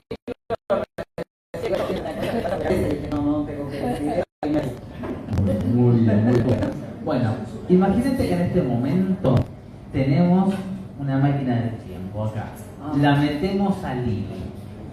A Lili la metemos en la máquina del tiempo, la llevamos a los 17 años, antes que termine la secundaria. Yo terminé a los 17, sí. Bueno, pero antes, un toque antes que termine la secundaria. Sí. Unos meses antes, ¿qué le diría, qué consejo le daría esta Lili a esa Lili en ese momento? Hace lo que tengas que hacer, yo no me arrepiento. Mira, tengo errores por todos lados, tengo aciertos por todos lados. Yo no me arrepiento de lo que viví. Pero no hay nada. No, haz lo que tengas que hacer. Seguir para adelante, hacer lo mismo, repetí. La compulsión de la repetición por algo. Pero anda al analista. Yo fui al analista por primera vez a los 19 años. Mirá, en ese tiempo. Yo tengo mi edad, tengo 65 años. Para el tiempo ese ir al analista a los 19 años era a escondidas. Pues. ¿En serio? Sí, sí, sí. Por eso cuando mis padres me dijeron, no, te vas a llenar la cabeza de cosas, tengo otra nueva. Ustedes ya se encargaron de llenarme la en contra de ustedes. Sí. Pero sí. No le diría, sigue para adelante. No sé. Perfecto. ¿Qué significa para vos ser psicoanalista? Yo creo que nací siempre. Ahí va. ¿Sabés lo que me dice Juan Carlos? Sí. Mi marido me dice, vos naciste para hacer esto. Porque vos vivís. Yo hablo y de repente empiezo a asociar libremente y me voy, últimamente me estoy trayendo nuevamente porque si no termino las ideas y no me entienden. Pero me voy, asocio. Yo atención flotante tengo, pero también soy asociación con el paciente, porque es necesario asociar con el paciente. Eso es. Que yo nací para hacer esto, no para hacer otra cosa, ni egiptóloga, porque yo no sé si me bancaría levantar una piedra y que como me pasó y que salga un escorpión y diga, esta no, o vivir en medio de los beduinos, no, está lindo ir de paseo de visita. Está re lindo, de que te diga, ay, se te pone la piel de gallina, porque es como algo, volvería a Egipto, me encanta. Pero vos decís, naciste psicoanalista. Sí, yo nací para hacer eso. Como cirujano hubiese sido un desastre. Eso que operé, porque yo empecé con toxicología. Por eso sé mucho de clínica. Los que hicimos toxicología tenemos que saber mucho de clínica. Pero simultáneamente, por eso hice muchas cosas a escondidas de lo que era la residencia, que no se podía, pero bueno, en ese tiempo no había infocruzada. Y se podía concursar en otro lado y ganar concursos y hacer guardia de tóxico. En el Posada, sí. Y fui compañera de Susana Lancelotti, de Osvaldo Curchi, grandes toxicólogos. Estuviste en los grandes hospitales, sí, en el sí, Posada, en el Álvarez, en el Gutiérrez. Tremendos hospitales. Estuve en el Larca de San Miguel, yo empecé a hacer guardias de clínica, pues yo no tenía más acción que la facultad. Empecé el tercer año haciendo guardias en el Rivadavia. Cuando dije que acá son todas pasoteítis, me fui. Seguí en el Finoquieto. Azoteítis, sabes qué es. Seguí en el Finoquieto y me enseñaron a suturar mano. Estaba muy contenta, operaba vesícula, operaba apéndice, sí, operaba. Y después terminé en San Miguel, en el Arcade, haciendo cosas de trinchera, porque suturaba sin anestesia, hacía extracción de miasis. Es un asco, no lo voy a contar. No. Pero bueno, todas esas cosas que canalizaciones centrales, aprendí. Estuve por todos los hospitales, porque vivía por 100 porque de UDH, Unidad Docente Hospitalaria, yo tuve el Instituto Lanari, allá en Urquiza. Y el Lanari solamente tenía las clínicas, entonces, las clínicas médicas. Entonces yo tenía que ir rotando de hospital en hospital para hacer las especialidades. Entonces fui conociendo todos los hospitales y bueno, en algunos me quedaba como, antes se llamaba perro, super perro, como practicante, cuando todavía estaba habilitado, ahora no. O sea que cuando yo me recibí, de clínica sabía bastante. Sí, me imagino, hacer todo eso. Y aparte, al día de hoy me interesa, porque muchas veces yo lo que digo, por más psicoanalista le decía, siempre hay que hacer diagnóstico. Yo también médico, soy médico, entonces no como visto si hay alguien que realmente está al borde de o tiene un síntoma que no remite, es refractario, o cosas como yo veo muchos pibes con trastorno depresivo mayor que tienen sintomatología psicótica. El 80% del trastorno depresivo mayor cursa en los adolescentes con sintomatología psicótica. Entonces de repente alguien se lo come y piensa, ay, sí, es psicótico. No es psicótico, porque se le pasa, pero hay que medicarlo. Entonces para eso tenés que saber mucho de clínica. Y tenés que saber mucho de clínica infantil, porque no es medicar lo mismo un pibe o un adolescente que medicar un adulto. Porque hay que saber muchas cosas de farmacocinética, farmacodinamia, qué efectos colaterales puede tener en los chicos, qué no dan en los chicos porque interfiere en determinados parámetros de crecimiento. Entonces, sí, aún al día de hoy la clínica me interesa también, la clínica médica. No, muy importante, y también que lo cuentes y que lo digas me parece súper importante. Bueno, imaginemos dentro de muchos años, pero muchos años, sabiendo que la vida se está por terminar, ¿cómo te gustaría pensar que fue tu vida? ¿Qué legado te gustaría dejar? ¿Cómo te gustaría ser recordada? Bueno, pero eso lo digo desde hace tiempo y no pasó tanto. Que yo siempre digo, cuando pasé el momento que pasé, yo digo, yo no me quiero morir, pero bueno, si me tengo que morir, y no, pero no me morí. Siempre mi interés radica en la trascendencia, en dejar esto, el legado, la trascendencia en mis pacientes, la trascendencia en mis colegas. Por eso doy clases, porque es como que me interesa, por eso escribo tanto. Me interesa trascender, que diga, uy, sí, Moreta, ¿te acordás la que trabajaba la loca esa? Como me dijo un día el hijo mayor, que es médico, pero es emergentólogo, me dijo, mamá, vos haces cosas que son huevadas, las haces importantes, como tribus urbanas, claro, todas esas cosas que me veía, decía, ¿otra vez vas a currar con las tribus urbanas? Pero bueno, sí, que me recuerda, sí, mira, ella trabajaba con el Fotolog y escribía Fotolog con temáticas determinadas para que los pacientes, viste, lo leyeran y se identificaran y se unificaran, porque siempre están totalmente disociados. O, por ejemplo, como me pasa, claro, yo hace 40 años que estoy en esto, ¿no? 41 van a ser este año. Y de repente haber visto primera generación que se recibió, generación que se casó, generación que tuvo hijos, generación que me trae a sus hijos. Eso para mí es súper importante porque te habla de que uno dejó una marca y que va como trascendiendo, la trascendencia. Que te recuerden bien, como que, y que te recuerden, bueno, soy narcisista en el punto, y que te recuerden como que fuiste la creadora de algo, que fuiste original en algo. Por eso digo, ahora todos se llenan la boca con las redes, las tribus, los tele, qué sé yo, cuando hace 1000 años yo vengo hablando de eso. El que me conoce sabe que hace figurita y hay que dejar paso a los jóvenes, eso sí, lo tengo bien en claro. Bueno, muchas gracias. Yo quisieras compartir algo que yo no te haya preguntado.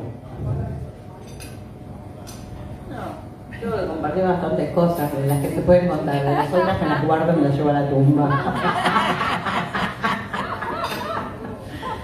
Pero bueno, no.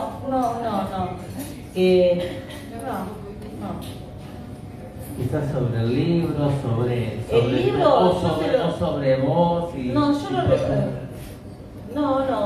recomiendo. El libro fue una idea que yo siempre, bueno, la primera vez lo dije, fue una idea que me habían ofrecido a mí, de Noveduk y de Daniel. Y bueno, en un momento se me tornó como muy dificultoso escribirlo yo sola. Y como formamos un buen equipo con la gente que conforma el capítulo de salud mental infanto-juvenil, les dije, está esta oportunidad, no la despreciemos, no la desechemos. yo no puedo sola. Porque también uno tiene que reconocer las propias limitaciones, y yo en ese momento no podía. Parece que puedo con todo, pero en algunos momentos no puedo con todo. Porque muchos me dicen, ¿cuántas horas tiene tu día? Porque si yo te cuento que me levanté, hice esto, hice esto otro, después hice esto otro, después me vine acá, hice esa hora, que no sé, mira qué tarde, y estamos acá hablando. Bueno, entonces ahí fue cuando les ofrecí y bueno, hice una selección de los mejores textos y la verdad que salió un producto muy bueno, útil, porque realmente hay datos estadísticos actuales, hay concepciones muy particulares dependiendo del autor que lo escribió, y hay cosas que no son exclusivas del suicidio, pero tienen que ver, como por ejemplo el capítulo de apego, que tiene que ver factores que intervienen como para que haya no ideación suicida, ¿no?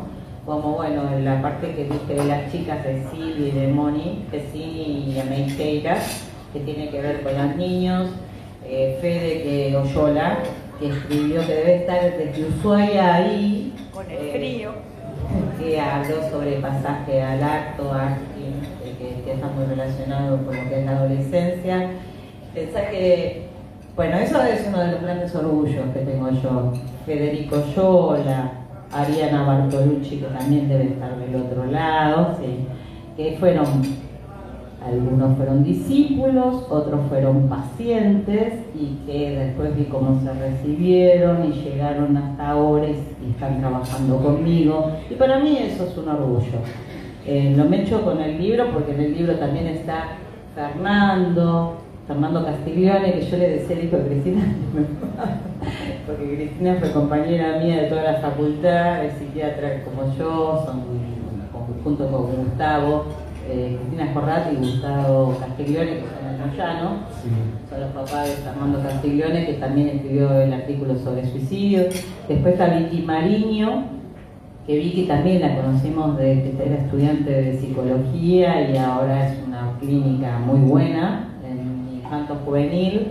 Ana Clara Jiménez, que es la jefa del Servicio de Adolescencia, Desarrollo Integral de las Adolescencias de WIPE, que hace años que está trabajando en adolescencia, y que habla de esto que yo también, porque tenemos como muchos puntos de intersección de esto de que es difícil de ser adolescente en estos tiempos. También está Claudio Gosilo en el libro, que es como el texto de él muy particular porque habla del psicodrama y de la repetición de escenas psicodramáticas en relación con el suicidio.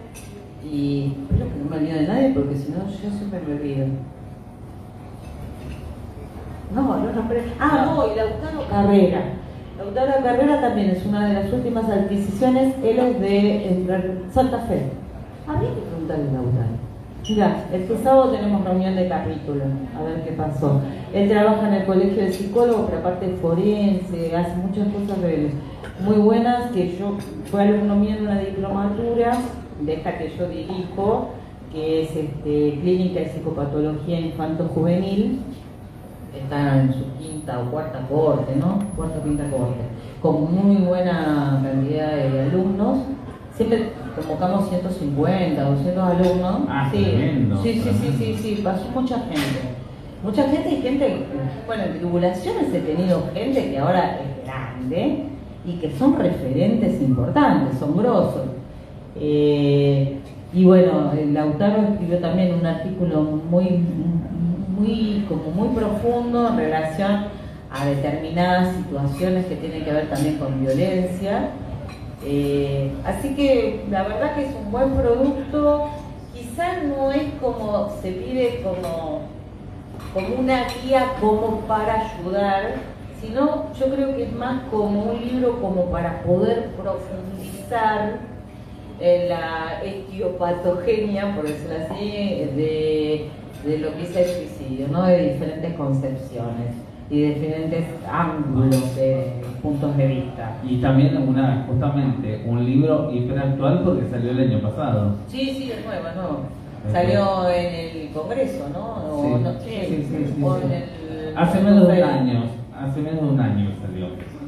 Sí, ¿no lo presentamos en la Feria del Libro Tuyo o no? También el año pasado en La Plata, en septiembre, la presentamos. Y ahora lo vamos a presentar en Morón. Sí. El 11 y 12 de abril hay otra Feria del Libro Psicoanalítico que estoy organizando junto con el Grupo Psicoanalítico del Oeste, que también se va a presentar el libro. Sí. Por eso digo, es un buen producto, más profundo. Yo lo veo profundo, la verdad lo veo profundo. En relación con otros libros que he leído, y no me parecen tan profundos, pero está profundo. Perfecto.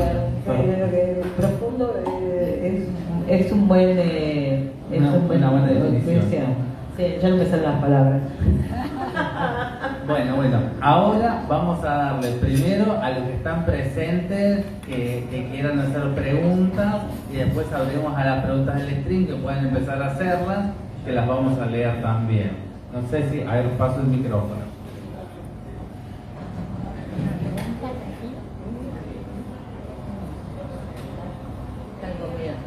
Mientras tanto, preguntan en el stream cuándo vas a hacer un libro sobre egiptología. ¿Para cuándo? No, decirle que micrófono. en Tribulaciones hice un caso clínico. No voy a escribir un libro sobre egiptología. ¿Quién hizo esa pregunta? Pero bueno, hice una comparación con el barquero del Hades. Me dediqué a la mitología griega en vez de la egiptología.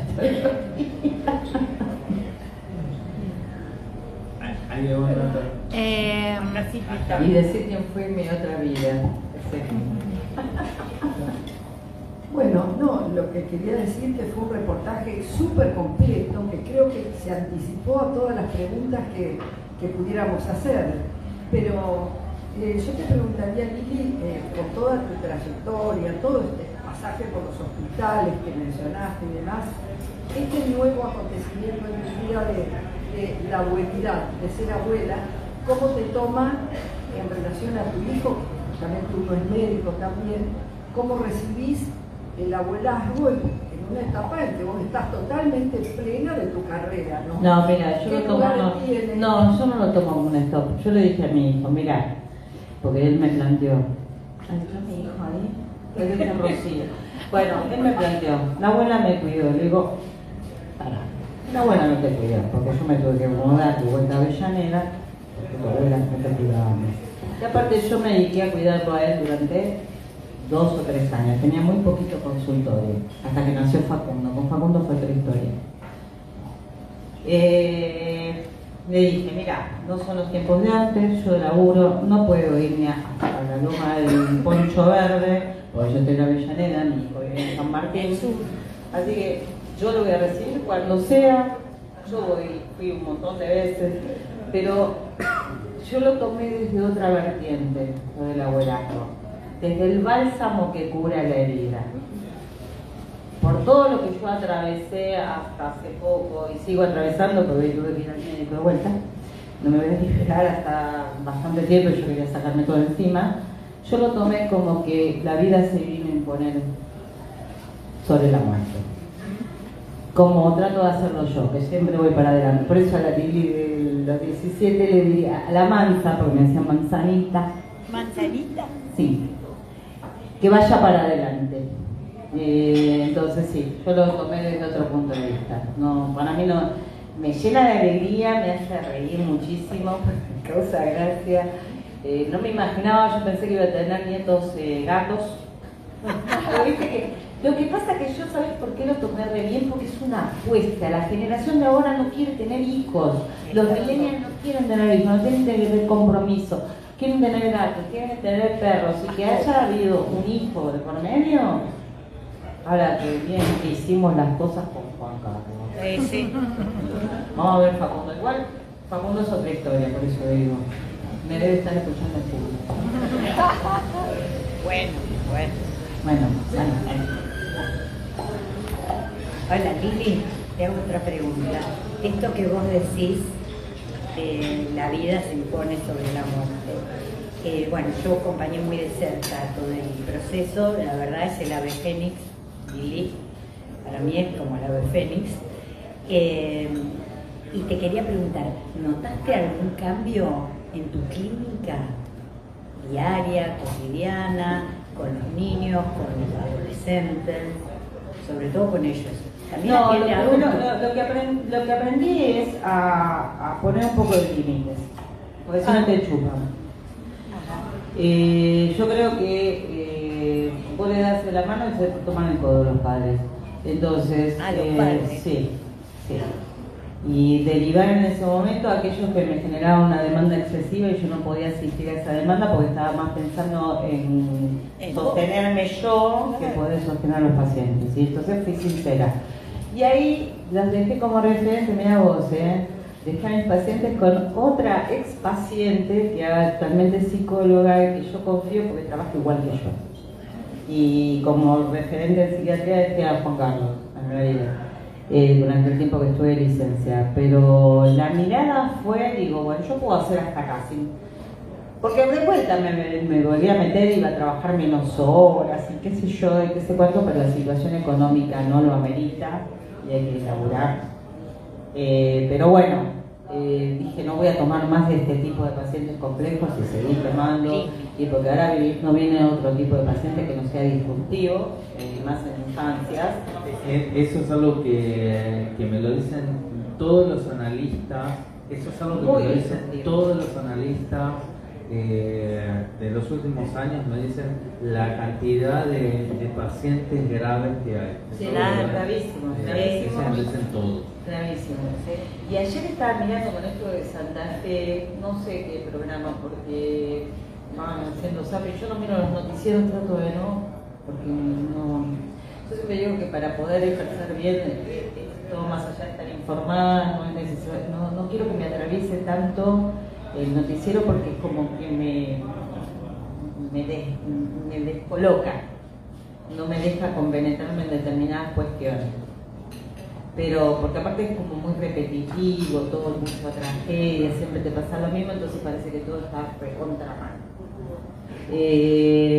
Pero miraba que una cifra de la de los psiquiatras infantos juveniles, ¿lo viste? Éramos 800 y pico. De los 800 y pico nos fuimos a 400 y pico. ¿Pero por qué? Porque es muy difícil, yo no sé yo creo que para los psicólogos también, pero para nosotros los que hacemos psicoanálisis y psiquiatría, es como muy difícil mantenerse en el área de los niños, niñas y adolescentes. Entonces se pasan, no sé, a hacer estética, a ser adultos, porque aparte lleva mucho tiempo. Yo empezaba hoy con una psicóloga que me llamó de un equipo de orientación escolar. ¿Cuándo podemos tener un subdoctora para poder hablar sobre la... Perdón que haga así. Digo, pero, loco, ¿para qué querés un Zoom? Si yo ya bastante... ¿Quién me lo paga aparte? Primero. Yo lo voy a pensar así fríamente. ¿Quién me lo paga? Nadie. Porque esa es una hora que vos disponés para hablar con el colegio. Claro. Entonces, vos tenés que buscar un horario para hablar con el colegio. Te encontrás con gente que a veces no es como, por ejemplo, Tere, que coordinaba el equipo de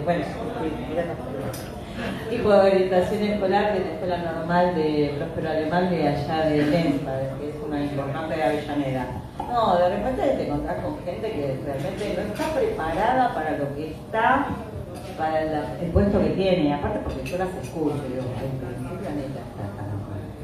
A veces el colegio que se desentiende completamente lo que le pasa a los pibes. Esta chica estaba en otro colegio de gran prestigio y nunca se dieron cuenta de que estaba mal. Entonces, tenés que invertir tiempo en eso. Invertir tiempo en también ver a los padres. De repente te traen el gato, el perro, el amigo, la pareja, la amiga, no sé. Y el profesional, pues supongamos que yo tengo una posición de psiquiatra, el profesional que lo asiste, todo eso es tiempo y tiempo de también de pensar en eso. Y la gente se piensa que vos estás disponible las 24 horas cuando en realidad no estás. Y yo digo, a veces digo, qué capacidad que tienen de invocarme en los momentos más inoportunos, Pero bueno, Sí. Hay una persona que preguntaba justamente eso, por qué había pocos psiquiatras infantos-juveniles que Eso. se dedican a eso y si era una profesión en extinción. Es una profesión en extinción de riesgo. Yo diría que insalubre.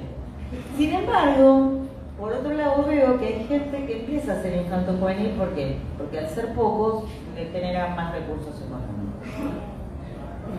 Pero no están formados, ojo, porque yo vi, sí, es insalubre. Para mí es insalubre, pero bueno. Bueno, yo que estoy mucho en educación, me jubilé por la educación escolar, y lo que quiero decir y agradecer a Lili al conocerla y a permitirme estar con ella trabajando en el capítulo de infanto juvenil y también en la diplomatura. La verdad que para mí es un honor poder estar en el grupo con ella trabajando y con mis compañeras, pero bueno, es muy dadora de lo que sabe, de lo que puede transmitir. Ella lo dijo como docente. Ella viene a transmitir estas enseñanzas también en el Colegio de Psicólogos, en los distintos cursos que tenemos de especialización. Y bueno, yo me siento orgullosa de estar participando con ella y le agradezco muchísimo esa manera de ser tan dadora de su profesión, de su conocimiento y de su apertura tan generosa que tiene. Gracias, Lili. No, gracias a vos, que siempre repita. También. Bueno, te dejan saludos desde Bolivia, Brasil, Mérida, Venezuela, Ciudad de México. Decile que me invite, lo de A ver, había que poner el contexto todo el tiempo. Claro. Yo sé eso. Había una persona que estaba y me dice, decime a mí que soy brasilera y estoy viendo desde Bolivia. O sea que bueno, Bueno, que me inviten. Yo voy. No es lo mismo que Quilmes, pero bueno. No. Hay una pregunta que quedó atrás, la perdí, pero por ahí podés explicar un poquito, que preguntabas cuando estabas hablando del tema de las redes, que si podías explicar qué son las redes en suicidio. ¿Qué son las redes? Si podías explicar. Las redes de Sí. contención. Las redes de contención anterior. Las redes son la familia, en primera instancia, el colegio, los clubes de barrio, los clubes deportivos. Los clubes deportivos son más grandes, pero bueno, aquellos que tienen, no solamente se dedican al fútbol, sino como Racing, Independiente. No, perdón, no nombré. Bueno, que son polideportivos, porque vos lo ves que tienen grupos de chicos que van hacia un objetivo determinado y tienen los entrenadores y tienen una disciplina más allá de lo que es enseñarle el deporte en sí. Las agrupaciones, sí, sigue existiendo, las agrupaciones católicas, los grupos de militancia política son redes también, o instituciones, son las grandes instituciones. Lo que se vio es que todas esas instituciones que eran redes de sostén férreos se fueron diluyendo. Entonces ese lugar lo fueron ocupando las redes sociales, en donde siglo XX Cambalache, todo es válido, no se filtra bien la información y no solamente no se filtra bien la info, sino como dijo Diego, a veces te chamullan, sino también te dirigen la vida. Y acá vamos con Foucault, que es la última conferencia que yo di en la escuela, en esta cuestión de lo biopolítico. Antes era esto de dejar vivir, en realidad, dejar morir aquellos que, no, en realidad era al revés, perdón, dejar vivir y que, dejar, la muerte la dejaban de lado. Ahora es como que eso, te digitan lo que es vivir y si te tenés que morir, te morís, no pasa nada. Total es uno menos. ¿Qué es eso lo del artículo, el capítulo del libro? En donde dice perdido por perdido, entonces las estadísticas que como yo, que escribo yo, son aquellos que tenían algún proyecto de vida y se fue difuminando, aquellos que en realidad la vida le da lo mismo y por eso no se preocupan. El Estado no se preocupa, aparte digo, ¿qué Estado? Si cada vez tenemos menor Estado. Entonces, entramos en la máquina productiva. Aquellos que no producen son dejados de lado. Entonces nos volvemos a los sociólogos que fueron como muy representativos en esto, que son Agamben, Bourdieu, que habla de colonialismo subjetivo, violencia simbólica, Agamben que habla de violencia estructural, y eso, quieras o no, al día de hoy tiene tanta vigencia como en los tiempos que ellos lo escribieron. Y yo siempre pensaba esto, hace muchos años, digo, ¿por qué tanta violencia? Por ejemplo, hay un chico en la parada del colectivo vestido, vamos a decir, con la camiseta de Racing, en la mochila, las zapatillas, y va a ir a jugar fútbol, y viene otro chico de su misma edad y se ensaña con el pibe, en vez de robarle las zapatillas y la camiseta y la mochila, aparte de robarle todos los artículos, se ensaña y lo golpea a muerte. Entonces yo pienso, ¿es por la camiseta? ¿O tiene que ver por una identidad usurpada? Por una identidad violada, como arrasada. Yo creo que pasa por eso. Como que aquellos que deberían... Yo una vez lo dije en un lugar y me miraron así como diciendo, yo no sé qué hubiese pasado si nos hubiesen colonizado a los ingleses. No sé, pero bueno, no importa. Filosa, Lili, filosa. ¿Hay alguna pregunta más? Bueno, una pregunta por ahí es media específica, pero dice, él sí que es de Venezuela. Fuerte. Él sí que es de Venezuela, pregunta, ¿qué acciones pueden tomarse para la sustitución de los referentes protectores? Ella dice sobre todo, bueno, está hablando de su país, de Venezuela, que en el contexto que existen tantas familias desintegradas, productos de la migración, por ejemplo. Y son las políticas de Estado, no sé, va a depender mucho de ahora quién esté en el gobierno y si le va a dar relevancia a todo esto que está pasando. Sí, realmente es triste lo que está pasando con Venezuela, lo que estuvo pasando con... no sé, todavía no es muy rápido para hablar de determinados cambios, pero es muy triste. Y fíjate que acá los venezolanos se adaptaron perfectamente y tienen como familias sustitutas, trabajos sustitutos, jefes sustitutos, y los vivimos todos los días, convivimos con ellos. Los vivimos y convivimos con ellos, como decir, no sé, y son los que, y a veces hacen más que los argentinos, porque trabajan mucho más. La idiosincrasia argentina, la idiosincrasia porteña, vamos a decir, es totalmente diferente. Yo siempre diferencio porteño con el interior, porque digo que el porteño tiene un narcisismo que no tiene la gente del interior, exceptuando los rosarinos, que son muy parecidos a nosotros, y los cordobeses, que también son parecidos a nosotros. Yo creo que son las grandes ciudades. Claro, porque claro. no es lo mismo Córdoba capital que el interior de Córdoba. Sí, bueno, yo lo veo en Jujuy. A mí Jujuy es una provincia que me encanta. Yo amo Jujuy. Y no es lo mismo estar en Tilcara que estar, no sé, en La Quiaca. O que estar en los lugares que... Bueno, Maimará es un mundo aparte. No es tan turística y sin embargo Maimará es muy... La gente es bárbara. Pero sí, el porteño es muy narcisista, muy del yo, muy yo. No sé, realmente eso tendría que verlo muy por local. Por eso te decía que es medio específico, pero bueno, local, está bueno poder local. responderle. Muchos saludos, felicitaciones, gratitud porque puedes bajar Roberto Bartolucci o Bertolucci. Roberto.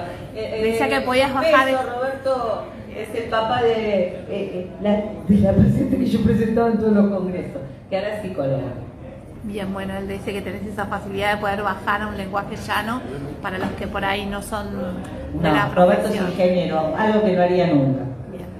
Después, bueno, muchos saludos. Ahí Luisa dice que recordaba el tema de la serie Adolescencia, en que los padres estaban tranquilos porque el protagonista estaba en la casa, ¿no? Y en realidad encerrada en la casa, y adentro de la casa tenía todo acceso a un montón de dispositivos, ¿no? Un poco trayendo lo que había compartido. Y bueno, saludos, muchísimos saludos, felicitaciones. Hay una pregunta, la última pregunta antes de terminar. ¿Cuánta gente hay del otro lado? Ahora hay 20, tuvimos 57 por lo menos que yo ya vi. Bien. Una pregunta. Como padres, ¿qué herramientas en el discurso que tenemos con nuestros hijos les podríamos dar como para que se cuestionen más las cosas? No tiene relación que ver con no creerle las redes, no creerles tanto el argumento, que no se achaten tanto, un poquitito. No, Gaby, no, yo creo que hay una cosa que es cierta. Si vos no gestás eso desde el principio, porque, mira, otra viñeta, padres que vienen con un chico de 17 años que había sido arrestado por portación de un porro y había sido golpeado por la policía por eso solo. Entonces, hablando así, dije, bueno, pero nosotros le dimos libertad desde los 12 años para hacer lo que él quiera. Entonces, me venía a plantear esa inquietud, le digo, bueno, así como le dieron la libertad a los 12 años, le hubiesen enseñado también cómo emplear esa libertad. Entonces, si vos no gestás, acá aparece mi Winnicott, ese espacio de confianza en donde tu hijo no te considere tu amigo, porque el amigo no puede ser amigo de tu hijo porque se pierde esa simetría que es necesaria porque es continente. Vas generando desde el vamos un espacio en donde sabes que a tu hijo le va a pasar algo y va a ser el primero que va a acudir. Después va a acudir a los amigos, pero va a ser el primero, no te va a contar todo. Entonces, de alguna manera u otra, eso se hace desde la cuna. Si no lo haces desde la cuna, yo lo veo ahora con esta niña, con mucho aparateras, puericultura, qué sé cuánto, y yo digo, pero también déjense guiar por el niño. No, tiene hambre. No tiene hambre solamente. También necesita repetir esa. Se pierde mucho la cuestión más simbólica. Yo veo que en los tiempos que corren el capital simbólico fue así, para abajo. Y mucha cosa concreta. Entonces, pero yo siempre digo a los padres, si hicieron bien las cosas hasta los 5, 6 años, después no tienen por qué preocuparse.